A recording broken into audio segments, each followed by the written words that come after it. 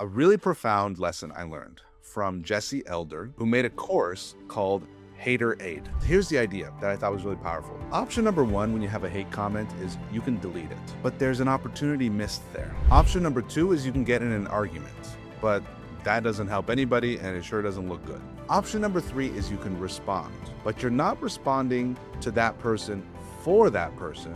You're responding to that person for your potential buyers. That was the idea that I was like, oh, what a great idea. So he goes on to like show different kind of ways you can respond to hate posts, but use it as a way to showcase how you handle yourself. Authority isn't just what you know. It's what people remember, repeat, and act on after you leave the stage, the screen, or the scroll. The difference often comes down to story, positioning, and a clear next step that doesn't feel like a hard sell. My guest on today's show is Majeed Mogharreban, a world-renowned speaking coach and the creator of Expert Speaker. He helps entrepreneurs and experts turn speaking into a smart business strategy, not a once-in-a-while keynote fee. His work blends performance, persuasion, and a sharp understanding of how attention actually works. In this conversation, we break down how to become really memorable on stage, including Majeed's Feel, Know, Do framework and his Pain Island to Pleasure Island model for building a talk that moves people. We also explore how to weave proof into your stories without bragging and why speech to conversation to offer can outperform the old school pitch. Plus, we get into a surprisingly useful topic, how to turn haters and controversy into momentum without losing your composure. This episode will sharpen your message, strengthen your presence, and help your next talk create real demand. So without any further ado, on with the show. Majeed, it's so great to have you on the show. Good to be here, Stephan. All right, so let's first of all share your origin story. How the heck did you end up being a, well-respected, world-renowned public speaker who teaches people how to speak on stages? Like, how did that come about? Well, I cracked the code to making money as a speaker, and I've been helping speakers and business owners ever since then. It took me years to crack the code by starting and saying, I want to be a motivational speaker. I want to go on speaking tours. I want to get hired to speak. And I could barely get a high school to give me $100 to speak because at the time I was so young, I figured, well, maybe I'm more relevant to students. So I literally walked into high schools and said, where's the principal's office? And I stuck my hand out and said, I'd like to give a motivational speech for your students. And they'd say, we have $100. And I would say, I'll take it. And so I went from the speaking fee business model, which is you get $500 there, get $1,000 there, maybe get $2,000 there. That's a tough business model because every speech delivered, you have to negotiate and have a proposal and a contract and a deposit and collect the remaining of the deposit and all that to get maybe $100 or $1,000. If you're lucky, multiple thousands. But what I found was that the highest paid speakers in my industry were all making a majority of their income not from speaking fees, but from revenues generated because of speaking. Whether that means selling from the stage or opportunities that would come to them as a result of them being positioned as a leader in their industry. So I studied and learned how to become a highly paid speaker, not because of a high keynote fee, but because of a smart business strategy that can bring in revenue. Yeah, that makes sense. It reminds me of a strategy that Brendan Burchard shared, and he's very, very savvy at business. He fills stadiums essentially with people. Yes. But this particular strategy was super clever, and that was in relation to selling his book. The first book, Life's Golden Ticket. He found these nonprofits that were willing and interested in sharing his book with their donors, but they wouldn't, of course, pay for it. Somebody had to pay for it, and it wasn't going to be Brendan. So he brought in a corporate sponsor for each of the nonprofits. So the corporate sponsor would bankroll paying for a whole bulk buy of his books and the shipping, and they would get a mention in the cover letter and maybe an insert in the book or something. And then the nonprofit, of course, would get to reactivate donors who had stopped donating. Like, hey, this is a little thank you for your past donations, no strings attached. We just really want you to, know that we're grateful. And of course, then the money would roll in again. So it was a win-win-win for everybody. And he sold many, many tens of thousands of books. Just rinse and repeat. Find another nonprofit, another corporate sponsor to go with it. And even if he didn't get paid much of a speaking fee, he would be able to monetize by having a book on every single chair. And it doesn't even mean that the conference organizer would have to pay for it. He could just bring in a corporate sponsor to pay for it. And so then the insert would mention the corporate sponsor, and everybody's happy. Brilliant. I never knew that story. I knew he had a book called Life's Golden Ticket, but I never knew about that sponsor and nonprofit. That goes to show you the power of thinking big. And Brendan Yeah. Burchard was one of my early inspirations. He had this video that I probably watched 100 times. And it was like the how to make $1 million as a expert, because he had a product called Experts Academy.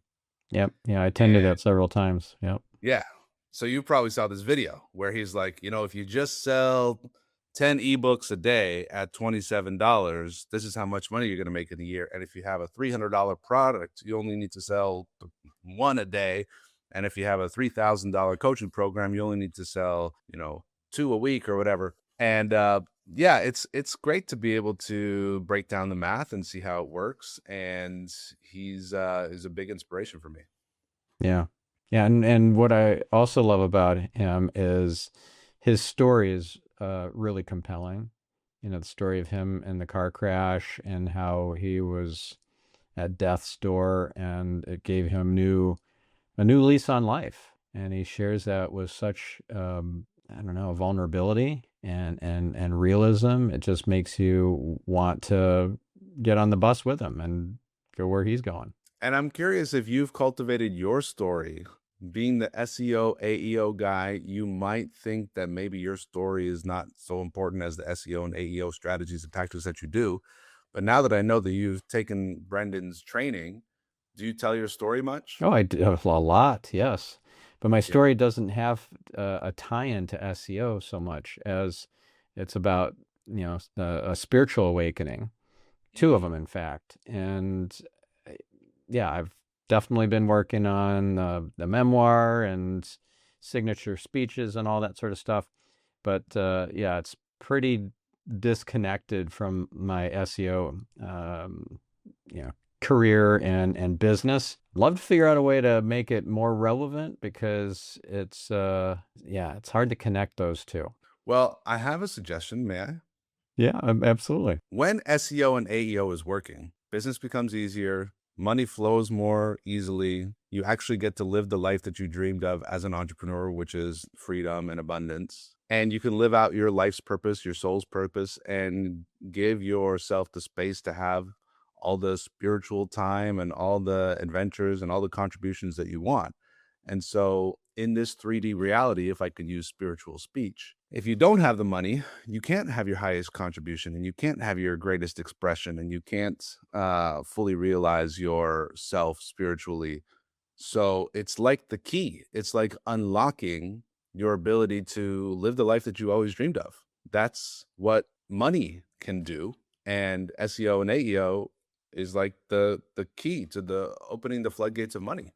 Yeah, very true. So it's like in order to thrive, you need to also survive. Like you have to have the base of the pyramid handled before you can get to the self-actualization. You've got to have food in your tummy. So if you can be what Dan Sullivan refers to as self-multiplying in terms of the business, self-managing is kind of like table stakes. That means it doesn't require you getting in there and doing the work. That's really self-employment. But self-multiplying is the next level up, where it grows on its own without you having to get your hands dirty every day. Yeah. Yeah. That's a neat trick. Yes. Speaking of tricks, how do you incorporate magic into your signature speech, your whole shtick and so forth? Because everybody's got their shtick, their Yeah. kind of angle, what makes them remarkable, worthy of remark, to use Seth Godin's definition of remarkable. And we were talking about Brendan Burchard and his whole story about, being climbing out of that car wreck. He's basically bleeding to death, and he's seeing through the reflection in the blood pooling on the roof of the car, the moon, and he's having this existential moment of crisis, like he didn't live his life to its fullest. He really missed the boat, and we're there with him, really feeling that pain. And so I'm curious, like, what sort of shtick or um, remarkable elements do you incorporate into your presence on stage? Yeah. Well, when I come onto a stage, a live stage, I'm usually wearing something that is remarkable, meaning like it's not just a nice looking suit. I hesitate to use the word loud, but it's the kind of item that someone when they are talking to you, they can't not comment on it. Yeah. They'll never forget it. Yeah, there's a term in the pickup community for this. Peacocking. Peacocking. Yes. Exactly. Yeah. Correct. Correct. So I'm walking on, and I'm a peacock, and I'm walking on stage, and I'm standing, and I plant my feet, and I'm in the spotlight. I give a little bit of a dramatic pause, and I'll often start with, "Ladies and gentlemen, my name is Majeed like magic." Long pause, and immediately everybody is like, "Whoa, this is different." I'm trying to wake people up, right? And then I'll often say, I always say my name like that to help you remember it, because Majid, it's an ethnic name. It's a funny name. You maybe never heard about it before, but you heard the word magic. So it's Majid like magic. And I always give it that rhythm too, because when you say it with a beat, it makes it easy to repeat. Right. And at this point, they couldn't forget me if they tried. So being unforgettable is early on in the speech. And storytelling is what separates the good speakers from the great speakers. And the great storytellers, they're not just telling you about what happened, they're bringing you into the scene. Right. So you're right there with Brendan on the roof, seeing the blood with the reflection of the moon and feeling the raindrops on the side of the road of the car crash, and you're feeling it. You're seeing it, you're feeling it, you're tasting it. And Brendan's so good at that. And the speaker's really transported there. That's why sometimes they get a little emotional, because they get themselves there. And from what I know of the brain, your brain probably thinks it's there too. Yeah. And when people are engaged, their body feels like they're there. That's why their palms are clamming up and their heart is pounding and their breath is changing. And the state change that is facilitated through the storytelling is the same state change that we pay money to go watch a movie that's supposed to scare us, like a horror film, because it's going to change our state a little bit. And so that's the magic I bring. Is I'll start with, what's the lesson I want people to know? I always ask myself 3 questions before a speech. What do I want them to feel? What do I want them to know? And what do I want them to do? So feel is the emotion I'm going to create. Know is like the one big idea that I want them to get. And do is like the call to action, what I want them to stand up and do, whether it's buy my program or scan my QR code or never forget on Monday morning to say hello to the person at the front desk, whatever it is, the thing I want them to do. And then once I know those 3 data points, those strategic outcomes, feel, know, do, then I'll say, what is the story that teaches this lesson? And the final cherry on top is, how do I make it funny? There's a saying in the speaking business, if you want the money, you got to be funny. Good. And I say, especially when your topic is heavy, you got to pull us out of the heaviness with some humor. So that's a masterful stroke, is to say, okay, where can we find the moments that are funny here? So what would be an example of a topic that's really heavy or maybe even dark that you can make funny in a surprising way? Well, a lot of topics are dark and heavy because most people who develop their expertise started with a pain and a wound, right? And there's a saying in the speaking business, don't show your wounds, don't show your open wounds, but you can show your scars. The difference being an open wound hasn't healed yet. Right. And when you show your scars, we want to be able to do it in a way that gets your audience to feel like, man, I want to be able to talk about my past like that. Mm. You know someone's really healed when they have found what they're grateful for out of the experience. Yeah. And one of the great speakers on topics like this is Brene Brown. Yes. Brene Brown is known for shame. That was one of her big topics, and she's now spoken on a couple of different other topics that are not related to shame. But if you watch her Netflix special, you're laughing half the time, Mm. and it's about shame. So that's kind of interesting. So Can I ask if you have something that's like a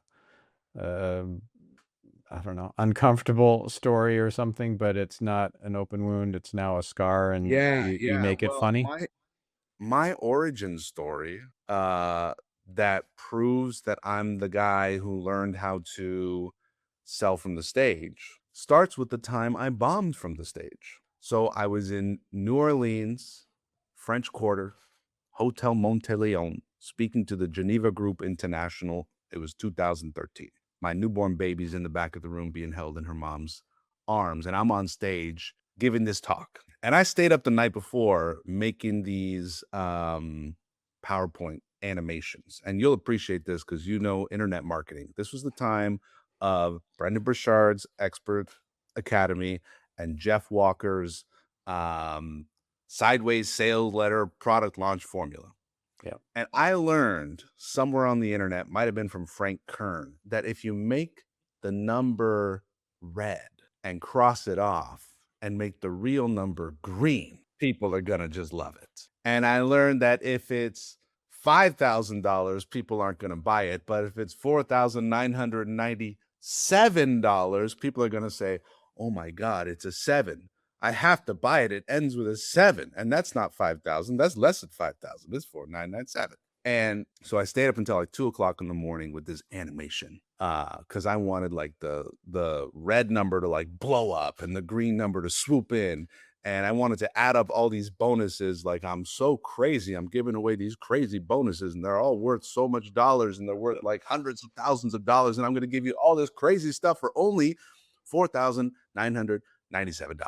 So I'm on stage with not enough sleep and too much coffee. And I'm giving my speech, and I start the pitch with the bonuses. And I'm in front of about 200 accountants and lawyers from Europe and North America who are watching me give a talk on, I can't even remember what the talk was on, something about leadership or something. And I was thinking I need to sell these folks a $5,000 training program for their staff, because at the time I was doing leadership training for staff, but I had never sold from the stage like this. So I'm clicking, and there's the big red number, and there's the X animation and the explosion, and it's all working, and there's the 4997, and it's green. And then I didn't know what to do. And the room was dead silent. You could hear a pin drop. And there's a person in the front row, starts laughing. And the laughter spreads across the room, and I immediately feel so hot and so red,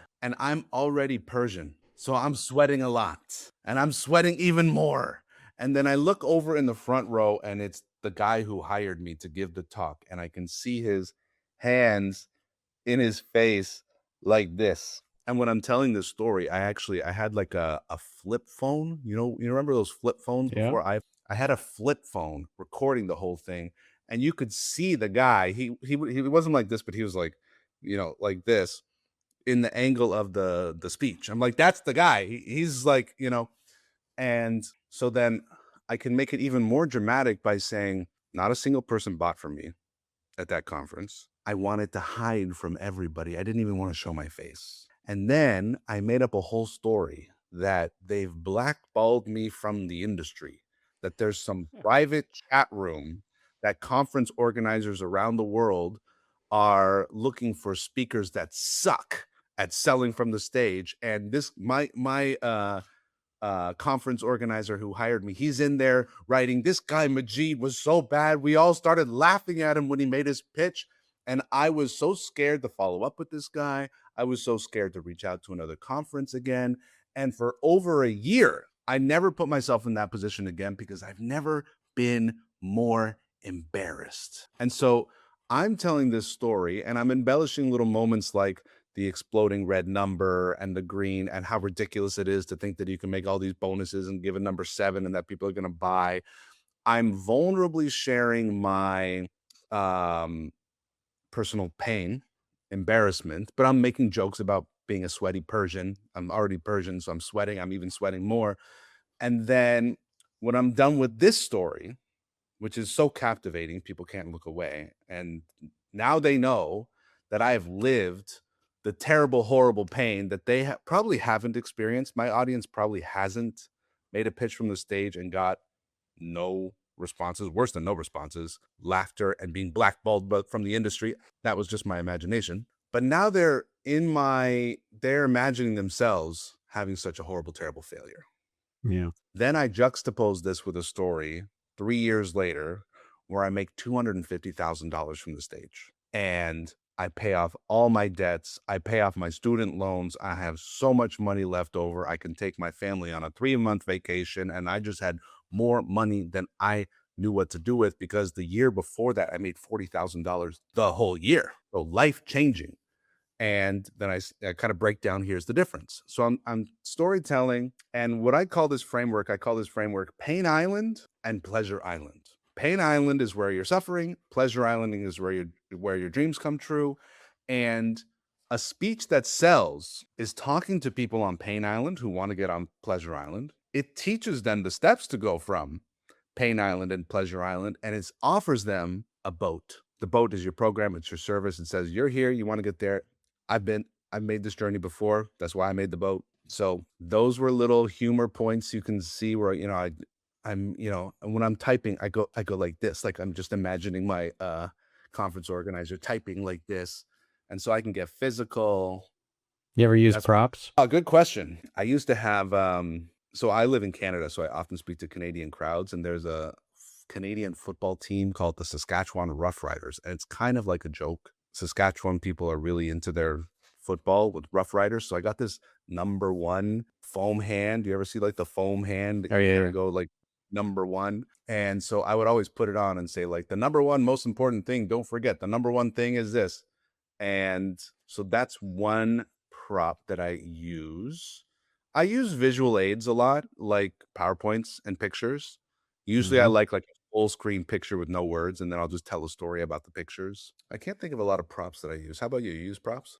Not usually, but I have used them on TV appearances, and they've been very successful. Oh, so like bringing what? gadgets and Yeah.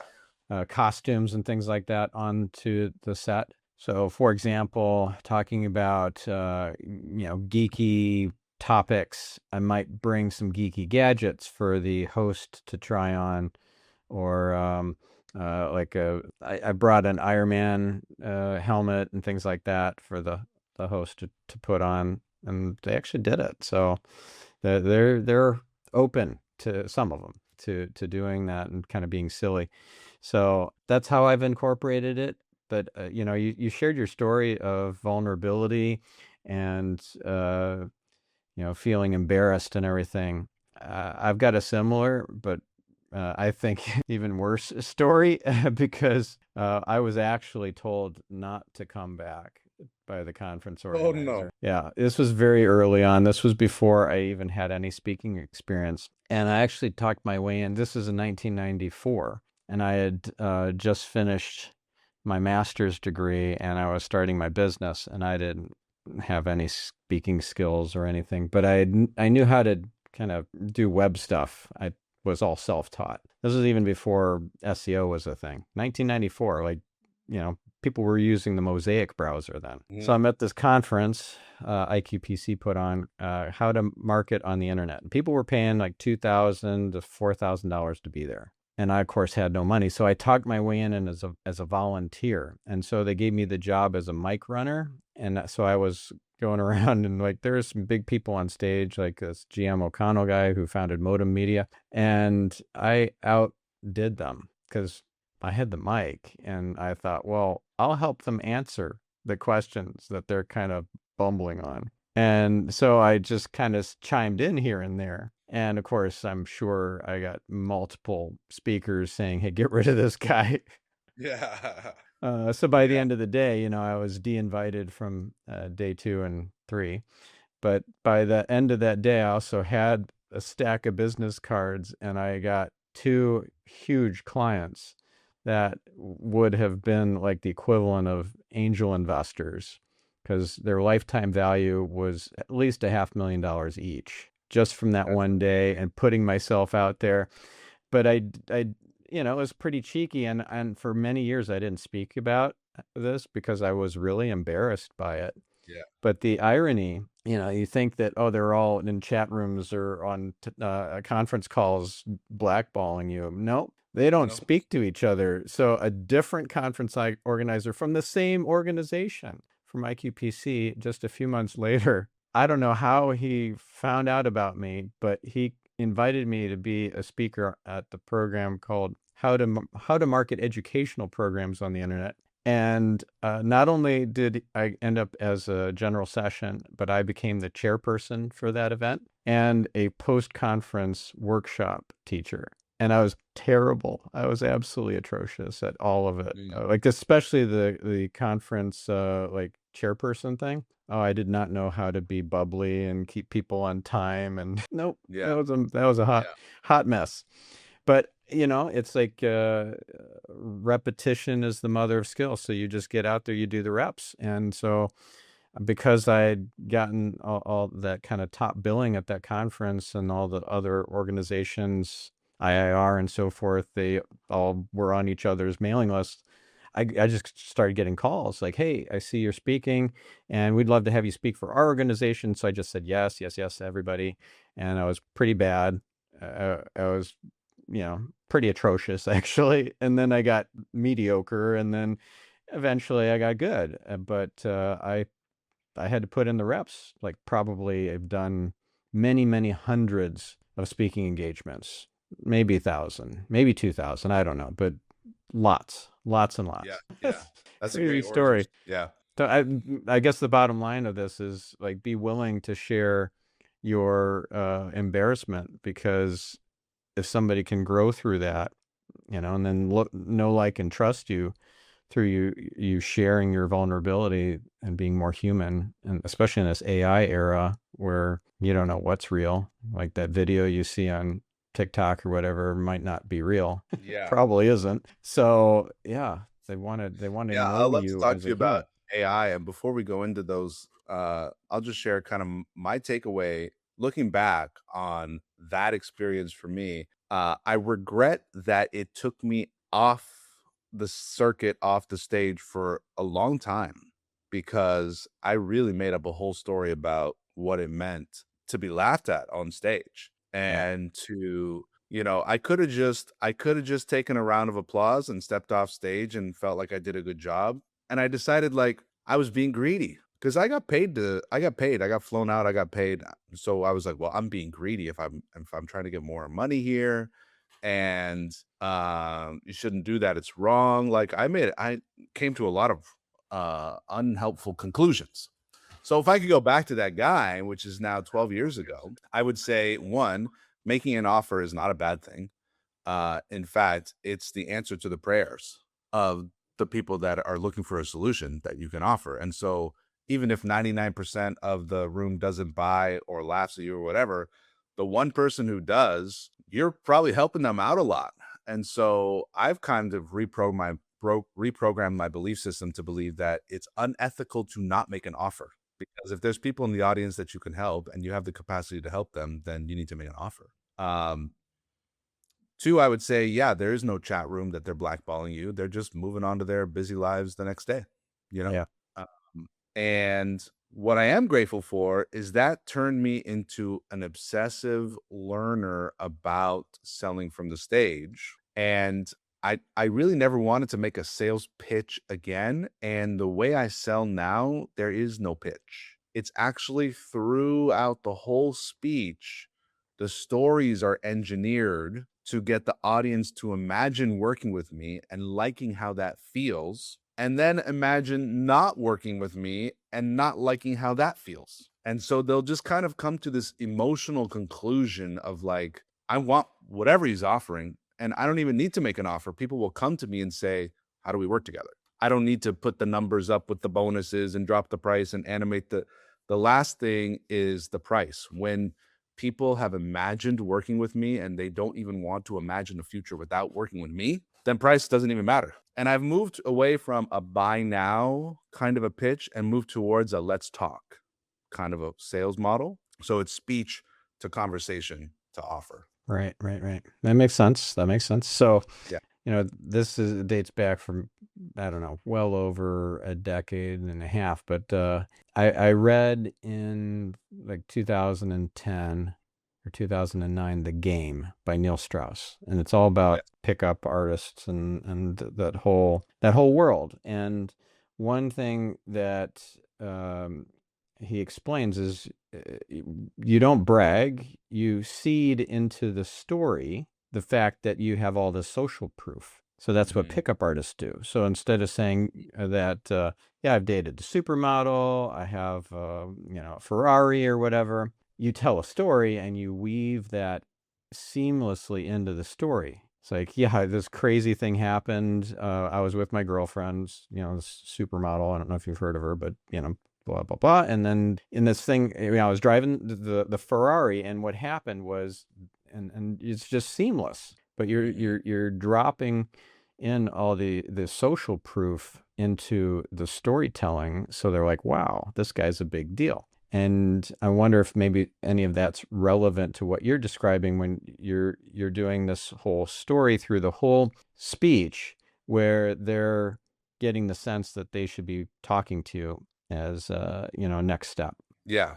Well, if you think about the model of speak to conversation to offer, then the speech is actually selling the conversation. Right? That's the call to action. That's the desired action I want my ideal client to do. And so if I can give a speech where in that speech I showcase conversations that were turning points for my clients, like, let me give you an example. One day I got a call, and the guy said to me on the phone, he said, and then I described the very same problem that they're experiencing right now. So they kind of lean in and go, oh, okay, what happens? And I say something to the effect of, don't worry, I know exactly what to do. Let's get together. Let's come up with a plan. We came up with the plan. We executed the plan. 90 days later, he's calling me from the beach. He's on his second honeymoon with his wife. He's spending more time with his kids. He's got more money in the bank account. And he says, gosh, Majeed, that plan worked so well. And I say, yeah, that one phone call made all the difference. Right. And if they maybe know a particular person that has been a client, and you drop that into the conversation too, like I know that Sachin Patel was a client because I saw his testimonial on your website. He was a past guest on this podcast. So you could say, well, when Sachin Patel had this issue with health and wellness professionals in the audience are like, oh, I know who Sachin is. Yeah. Cool. Yeah. Building trust. Okay, let's talk about AI. Yes, let's talk about AI, the excited? elephant in the room that's going to change the whole world in the next year, maybe two. Woo, I'm excited. Good.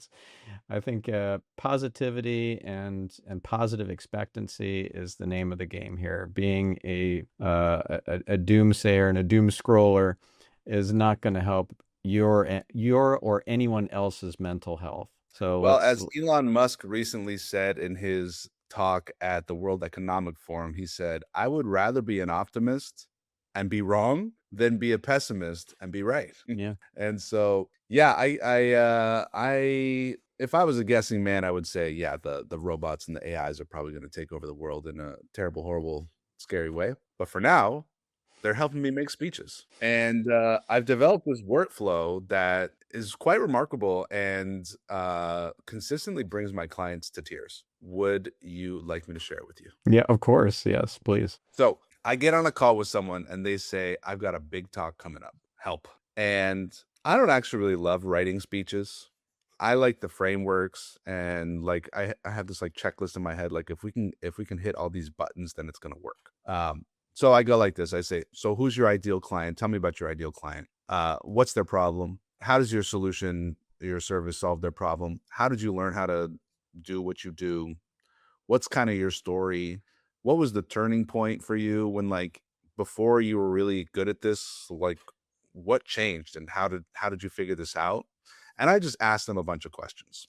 Okay. Then I say, all right, watch this. And I'm really excited.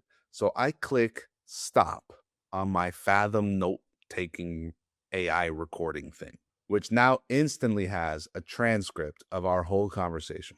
I grab the whole transcript. I go to ChatGPT and I say, my client Karen is giving a 10-minute talk at the Women in Business Summit in Dallas. Her talk is about how to follow your intuition to make better business decisions. Here's a recording of a coaching call I just got off with her. Write her a 10-minute speech. And then boom, it's got a 10-minute speech. And I read it out loud to her to kind of show her how I would suggest the intonation. And within 2 minutes, she's crying. And I'm telling you, tears multiple times, 3, 4, 5 of these sessions I've had in the last few weeks. They're just like, wow. I don't know if they're crying because the AI is too good, or I don't know if they're crying because they're like seeing their story come to life. But that was shocking. And I'm about 2 steps away from building a agent or a GPT that takes me out of that process. Gotcha. Okay. So if you were to imagine 3 to 6 months into the future, what does this look like in terms of, because we're on an exponential curve. If that's possible now, then what's possible in 6 months? Like the fact that you can have an AI avatar that looks like you and has the same kind of hand gestures and so forth. And maybe there's some kind of uncanny valley moments where it's like, wait a second, that's not quite real. It's going to be hyper real in 6 months' time. So what's the equivalent of what you just described of working with somebody who wants to give a keynote speech in 6 months' time? What kind of tech is going to be possible? What do you think? Well, we can replicate that process. In fact, I could probably just grab the 6 or 7 different Fathom recordings and train an AI to like come up with a 10-question process that gets people to the same level of clarity about what their talk needs to be.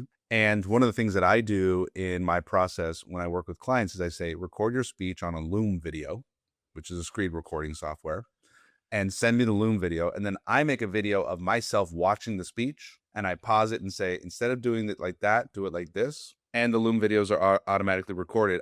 I think they'll get great feedback if they put it right into an AI. They cut me right out of that process. The thing that is really powerful about this work that I don't know how an AI is going to do it just yet is when we help people tell their story, it can be very empowering and very healing because their story often comes from struggle. And when people can talk about the lessons learned and the gratitudes of the struggle, it's a healing experience. And 2, when people step into the version of themselves, maybe like a near future version, like imagine yourself 1 year from today, you've already done all the speeches, you've already got all the clients, you're crushing it. Deliver the speech as that person. That's what I call embodying the message. That's the real power, because I can give you the exact speech to deliver word for word, but if the audience doesn't feel it because you're not feeling it, that's the difference between good and great on the delivery side. Those pieces, there's a lot of value there, and I think I'll still have some work to get to the, helping people find the way of telling their story that's very empowering and healing and helping people step into embodying their message. But as far as creating a lifelike avatar like me, I've got enough content online between my podcast interviews and my TikTok videos and my YouTube videos that if we feed that into a basic AI, it's going to look and sound just like me, and it will probably answer questions in many cases better than me. Yeah. So here's to piggyback on that. Here's my prediction of, let's say, 3-6 months into the future. Let's say that you use HeyGen.com to create the AI avatar, and you actually only need a few minutes of recording in order for it to have a very realistic looking and sounding, acting version of you. And then you have that AI avatar speak your signature speech that you maybe have the AI, a different AI, write for you, like a base model version of it. And then it does all these multivariate tests of the speech. And each one is assessed by another AI that is like an audience. And so before you fed it, like not only your story of struggle, your hero's journey, all that, you also fed it like best practices according to Brian Tracy and Michael Port and all the other expert speakers who have written books on the topic. You feed it all of the intel, and here's how to captivate an audience. Here's how to use the pregnant pause, etc. And then you have all these variants created of that speech, maybe 100,000 versions of that 10-minute talk. And you have another AI analyze as an audience of 1,000 attendees each of those 100,000 variants and pick the winners. And then with all the intonations, all the silly kind of seemingly embarrassing moments or whatever that are engineered to be in the talk, all of that is slipped in and optimized. So here's the variant that is the winner. That's my prediction. I think you're right. That's what they're doing with ads. Yeah. And in a way, a speech that's designed for sales and marketing is an ad. And yeah, I mean, you have this there's the book called The Creative Act by this guy with the long flowy Rick Rubin. white hair, Rick Rubin. And he says something that's become a meme, which is like, I have no technical ability. I just believe. And he says, I have no technical ability. I can't play any instruments. And the interviewer says, so what do they pay you for? And he says, for my taste and my conviction that I know what's good. And this meme has been applied to like what the near future of AI prompting is going to be like. Well, nobody's got any technical ability anymore, but we're going to, value taste. And so he says, I create art not for the audience or the consumer. I create it for myself. And that is great for personal fulfillment. But if you want market success, it stands to reason then producing 100,000 versions and testing all those versions and optimizing for market uptake seems to be a logical process. And it's my understanding that that's what savvy marketing agencies are doing now. I heard about this Pantene Pro V shampoo bottle ad, and this is maybe 6 months ago, which is like 10 years in AI, Right. and it said they've created the first ever end-to-end cinematically produced commercial without a single camera and a single product. Every image is AI generated. And because they can do that, they can produce thousands of versions of them and test all of them and very, very quickly see which ones convert. And I love the idea proposed by Mark Zuckerberg with Facebook ads and Meta ads that you will no longer have to do the creative. You just tell them what kind of customer you want, and they'll produce thousands of versions of an ad until it's producing the customer. And now you just pay for sales. You can kind of cut out the whole creative advertising process and just say, these are the customers we want. Yeah. That's a cool future. Yep. Until everybody is unemployed. It's a crazy time. I'm excited for what's to come because I really do believe that we're entering an era of like mass spiritual awakening. But if I didn't have that certainty and faith around that, I'd be like scared to leave my house. Well, luckily, we still have governments and bureaucracy that never cease to amaze how inefficient that they could be. And I can't imagine a government becoming efficient in my lifetime. Well, they'll be replaced. So let's talk about how to leverage the haters. There's this concept I love. It's actually the name of a book from Jay Baer, and it's Hug Your Haters. And before we were recording, we talked about how you had some viral TikToks that they went viral for an interesting reason, because you got a lot of hate, a lot of cranks talking smack in the comments. And do you want to talk first of all, what were these videos about? Sure. And then how was this actually a gift? So my most popular, most viral, most viewed video of all time is at 8.5 million views. That's impressive. Good job. Thank you. That's TikTok for you. You put a video up and it can go viral. And I'm not exactly sure what the formula is for how they push it out to more people, but in this case, it was a highly engaged post. And it's one of those things, like I woke up in the morning and I had a bunch of text messages. Someone said, "Oh my gosh, you got 300,000 views on a video," and then I look at it, it's not 300,000, it's 1 million. And the next day it's 2 million. So the good news was, from this video, I added 100,000 followers to my TikTok account that's at like 330,000 followers. That's a big jump up. Good job. It's a lot. It's huge. Yeah, I mean, it took me 10 years to get 2,000 emails subscribers, so to get 100,000 followers in 24 hours is pretty cool. And there were a lot of positive comments. I gave a 1-hour talk, and a video editing team took this like 15-second clip out of context, because the context was, if you're a speaker and you want to price yourself, what I recommend is don't advertise a price. And when people ask your price, enter into this kind of a conversation. But the actual clip starts like this: when someone asks you your price, never give them a number. And already people are in the comments and they're angry. Yeah. This guy's in the comment. He's like, "This is what I hate about salespeople.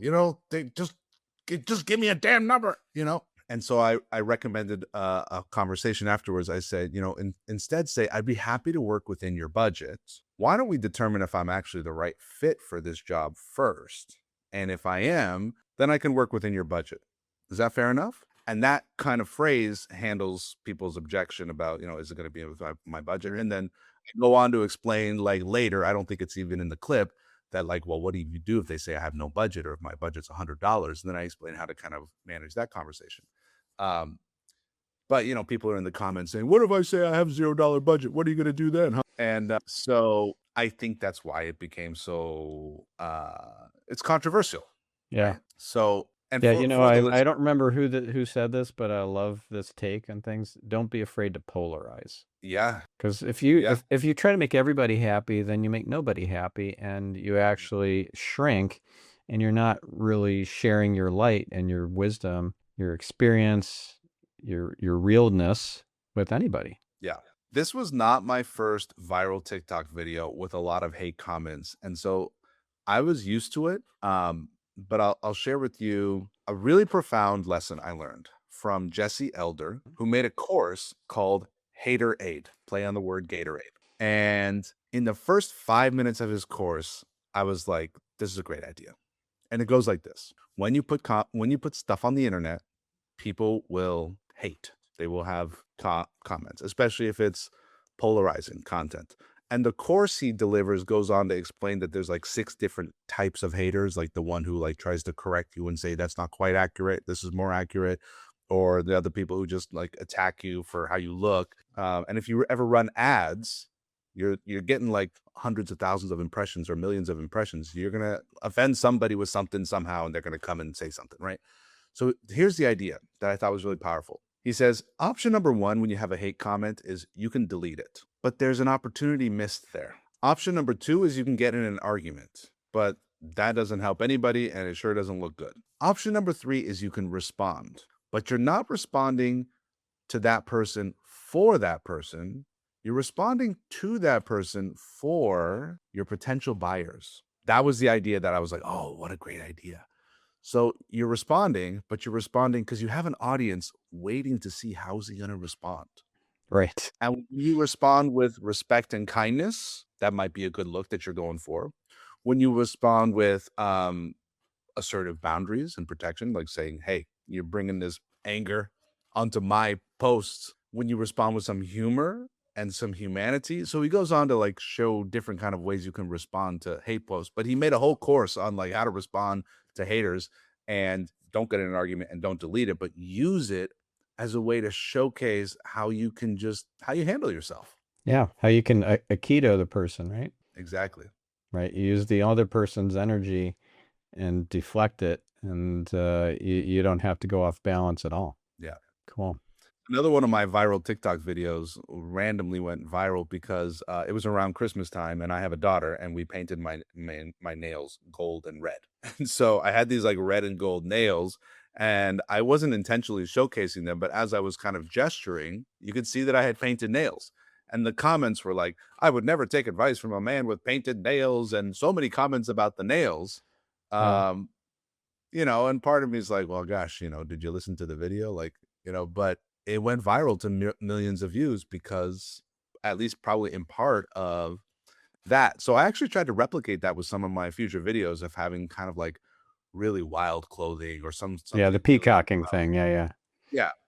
Just because, the audience it's a scrolling and you've got half a second. And unless you have something that's going to visually capture people. Yeah. You had another viral video on how to position yourself as the best in the world. You want to talk about that Correct. for a second? Yeah. This one, I just think it's so valuable and useful. I think that there was nothing controversial or angering about this one. And it went viral on Instagram, which I've never really had a video go viral on Instagram other than this one.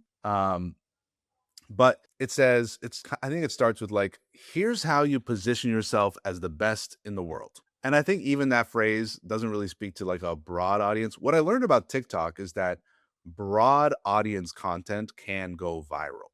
Because up until TikTok, I was always speaking to people saying, are you a functional medicine doctor with a high ticket wellness program? Would you like to close more of your strategy calls? And I've just alienated 99.99% of people who are on the internet. They're like, what's a functional medicine doctor? What's a strategy call? What's a high ticket program? But I was following a model of like direct, like this. My ideal client is a functional medicine doctor with a high ticket wellness program who does strategy calls, so they're like, oh, this is for me. So I started to do broad content, like use this phrase and use this language. So this one's still kind of niche because it's for entrepreneurs, but it says, would you like to learn, like, it's like, here's how you position yourself as the best in the world. And the formula I give is called the blank for blank who blank. Then I give an example. I say, if you're a realtor, don't just be a realtor, because God knows there's a lot of them. Be the realtor. And as soon as you use the word the, you're claiming one and only is you. And then be the realtor for first-time homebuyers. Now you're calling out your ideal client. And the last is who blank. And first-time homebuyers who want to buy a home in downtown. And so then I'll give another example. The SEO expert for 8-figure businesses who want to show up number one on Google, or now want to show number one on ChatGPT. So that's the formula. And I just think it's very useful and elegant and functional. Yeah, that's awesome. All right. So clearly we got a lot to learn from you. I know we're at time here where you shared such great wisdom here. And clearly there are people who are going to be listening who are like, I got to hire this guy. I got to figure out how to sell from stage or sell twice as much from stage or get my signature speech done in a way that really rocks the stage and the audience is, give me a standing ovation or whatever. How do they work with you? Where do they go? Well, I put my whole speaking system together in a book that I give away for free. The book is called Expert Speaker: 5 Steps to Grow Your Business with Public Speaking. And you can get the book for free at expertspeakerbook.com, expertspeakerbook.com. And you can find me, Majeed Mogharreban, on Instagram. You can send me a message there, or you can go to my website, expertspeaker.com. Perfect. Awesome. And we can also find you apparently on TikTok and Instagram. That's right. Yeah, this was great. And we'll put all the links into the show notes for the episode as well. And yeah, it was a delight to talk with you. And so now, listener, please take something from this and apply it in your life, in your business, in your career. Don't just passively listen to it. Do something with it. Teach it to a friend. Teach it to a loved one, and make the world a better place. We'll catch you in the next episode. I'm your host, Stephan Spencer, signing off. If you want to hear more conversations like this about influence and turning your expertise into opportunity, then I recommend episode 134 with Pat Quinn, episode 216 with Roger Love, and episode 344 with Fred Joyle. Also, I invite you to check out the show notes, transcript, action-based checklist, and all the URLs mentioned in this interview with Majeed Mogharreban at marketingspeak.com/542. If you enjoyed this conversation, please share the episode and, more importantly, the entire show Marketing Speak with a friend. It'll really help this podcast grow and reach an impact. Thank you.